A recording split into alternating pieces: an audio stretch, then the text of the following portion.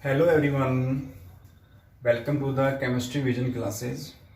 आई hope last वाली class में हमने जो टॉपिक पढ़ा था आईपीएससी को लेकर के वो आपको समझ में आ गया होगा। मतलब वो कंपाउंड वो उन एलिमेंट का नाम जिनका एटॉमिक नंबर ग्रेटर देन 100 है, ठीक है, उनका नोमेनक्लेचर आपको समझ में आ गया होगा।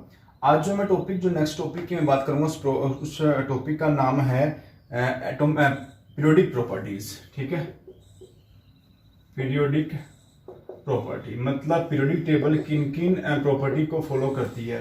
तो इसमें ध्यान रखना, जो बच्चे नॉन एनटीएससी वाले हैं वो यहाँ जो मेन जो टॉपिक बताऊंगा तुमको, जो मेन टॉपिक है वो आपको उतारने, और जो एनटीएससी के बच्चे हैं वो कंप्लीट पढ़ेंगे। समझे मेरी बात को। तो नॉन एनटीएससी वाले जो बच्चे हैं उनको जैसे मैंने जैसे रेडियस पढ़ाऊंगा, तो रेडियस में टाइप ऑफ रेडियस है, तो टाइप ऑफ रेडियस में जो एटॉमिक रेडियस है वो तो सिर्फ कौन पढ़ेंगे, जो नॉन एनटीएससी बच्चे हैं, ठीक है। जो इतना ही तुम्हारा मतलब तुम्हारे सिलेबस में रेडियस क्या होती है बता रखा है, एटॉमिक रेडियस, और कैसे फॉलो करती है वो आपको एनसीईआरटी में दे रखा है। पर जो एनटीएससी वाले बच्चे हैं उनको कंप्लीट रेडियस पढ़नी पड़ेगी, क्यों फॉलो करती है, कैसे फॉलो करती है वो आपको थोड़ा समझना होगा, ठीक है। तो पीरियोडिक टेबल क्या होती, पीरियोडिक टेबल जो प्रॉपर्टी होती है, मतलब पीरियोडिक प्रॉपर्टी हम बोल सकते हैं, पीरियोडिक प्रॉपर्टीज। एक्चुअली क्या होता है कि पीरियोडिक टेबल की जो प्रॉपर्टियां होती है ना, पीरियोडिक जो टेबल की जो प्रॉपर्टी होती हैं, प्रॉपर्टीज जो होती हैं वो डायरेक्ट या इनडायरेक्ट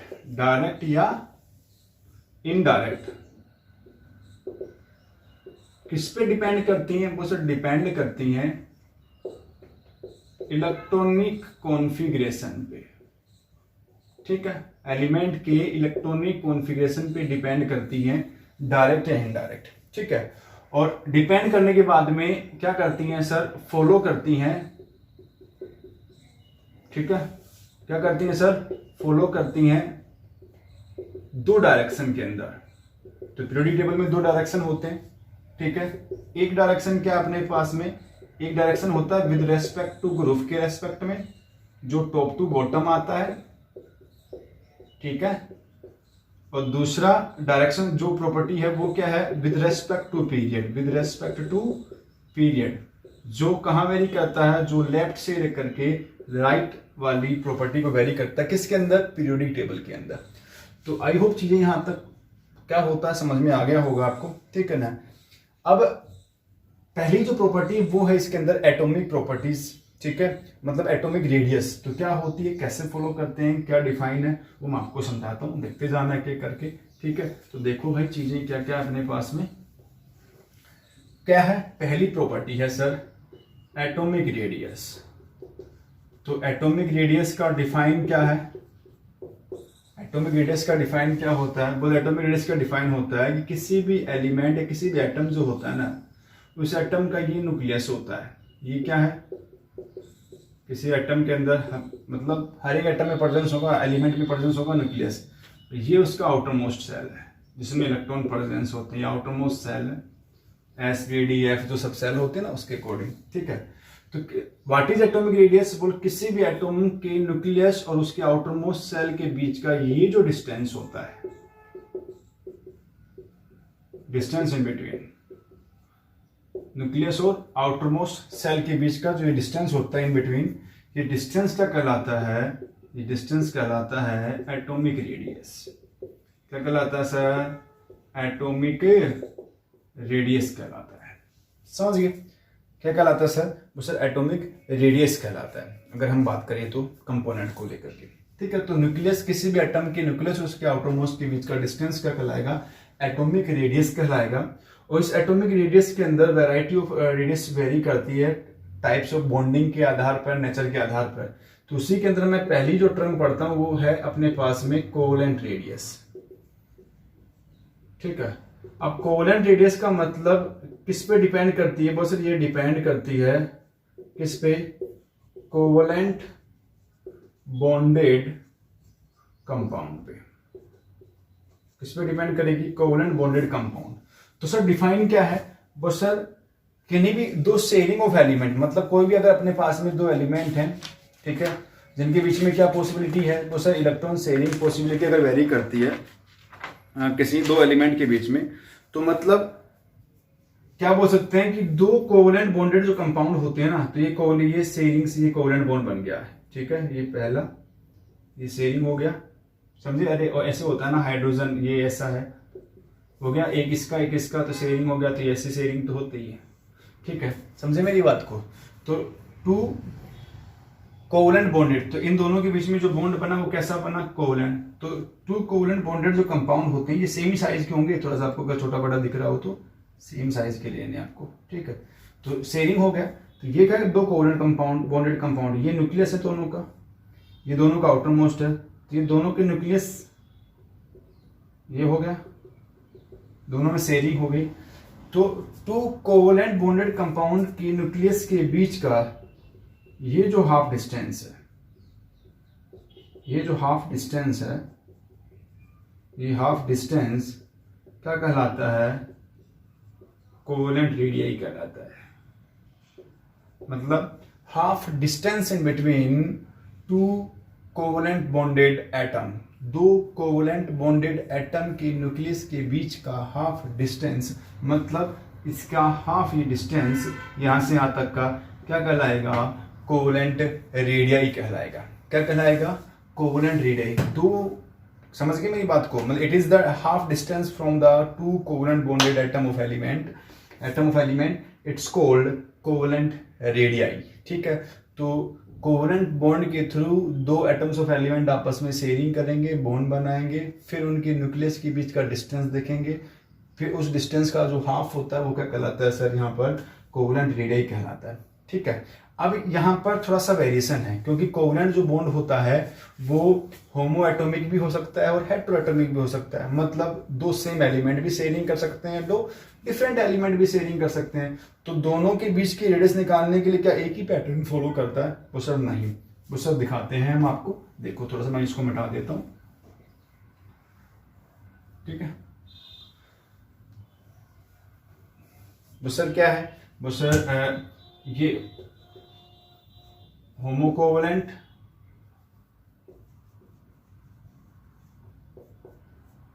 बॉन्डेड कंपाउंड, ठीक है, एक है हेटेरो वाला, मतलब दो डिफरेंट एलिमेंट, होमो में सेम और इसमें क्या है, डिफरेंट है।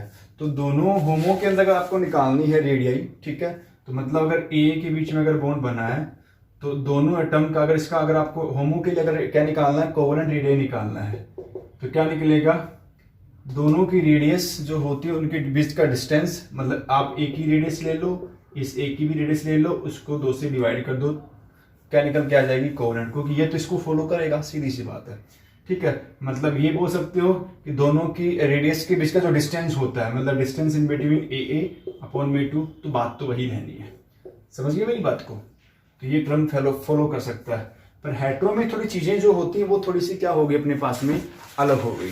हेटेरो में क्या हो गई, हेटेरो मतलब है कि ए और बी के बीच में बॉन्ड बनाना है, ए और बी के बीच का क्या बनाना है सर, आपको बॉन्ड बनाना है।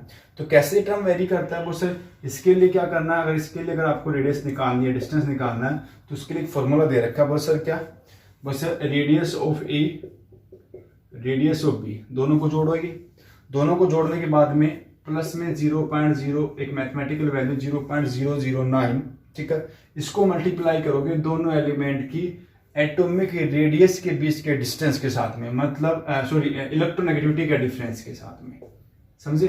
ये फॉर्मूला आपको फॉलो करवाना है, मतलब आर ए क्या है, रेडियस ऑफ ए एलिमेंट,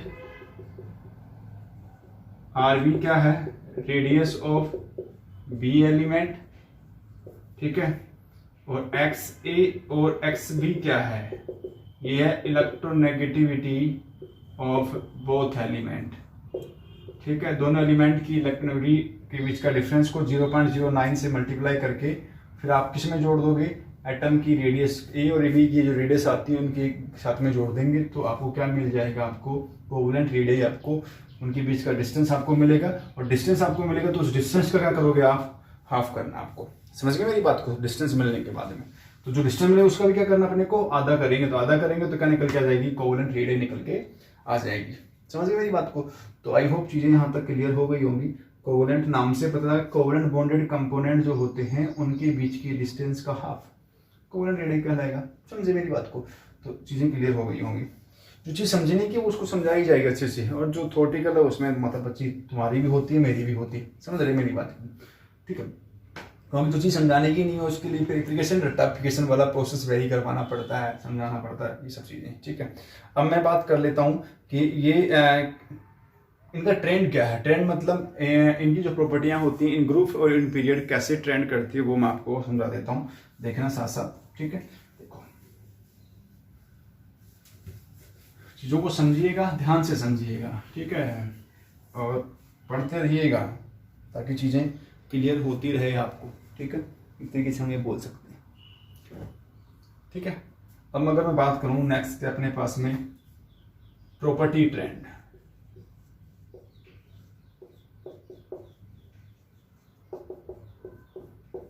पहला है विद रेस्पेक्ट टू ग्रुप। ठीक है, प्रॉपर्टी किसके रेस्पेक्ट में? वो सर ग्रुप के रेस्पेक्ट में।